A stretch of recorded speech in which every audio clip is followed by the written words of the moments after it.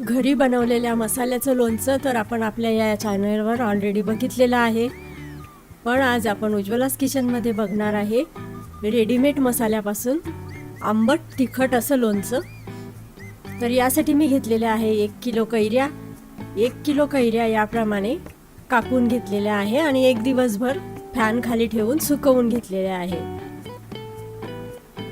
त्यानंतर ह्या कैरीमध्ये आयता लोणच्याचा मसाला जो रेडीमेड मार्केटमध्ये मिळतो तो घेतलेला आहे 100 ग्रॅम 1 किलोसाठी। तर हा 100 ग्रॅम मसाला या कैऱ्यांमध्ये टाकायचा। यावर लिहिलेली जी कृती आहे त्याचप्रमाणे आपण संपूर्ण हे लोणचे बनवणार आहे। मी यामध्ये 150 ग्रॅम मीठ टाकते आहे।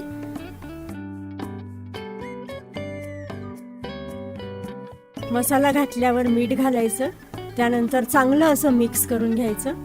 हा मसाला चांगला असा ह्या कैरीच्या फोडींना लागला पाहिजे।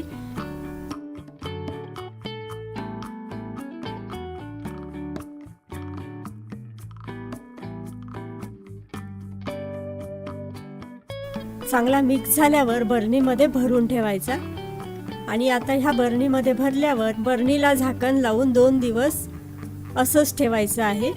2 दिवस ही बरणी उघडायची नाही।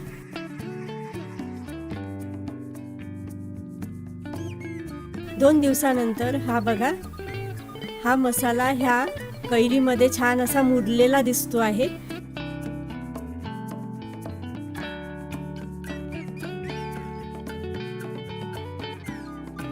आता चांगलं असं मिक्स करून घ्यायचं।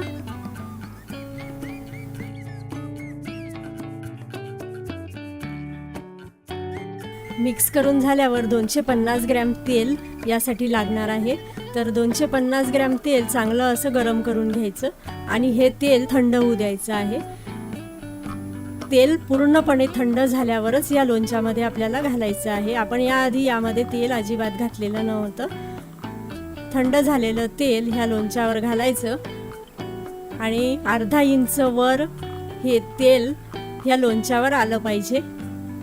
तर हे बघा, याप्रमाणे हे तेल या लोणच्यामध्ये घालून झालेलं आहे। चांगलं असं एकदा मिक्स करून घ्यायचं आणि असं हे लोणचं तयार झालेलं आहे। तर चला तुम्हीही करून बघा असं तिखट आंबट कैरीचं रेडीमेड मसाल्याचं लोणचं। जसं आपण मार्केटमधून लोणचं विकत घेतो तसं हे लोणचं तयार झालेलं आहे। अगदी चवही तशीच आहे, कलरही याला खूप मस्त आलेला आहे, लाल चटक असा। यामध्ये लिहिलेलं आहे की यामध्ये कुठलाही कलर वगैरे वापरलेला नाही आहे, तरीही याचा रंग खूप छान चटकदार लाल असा झालेला आहे।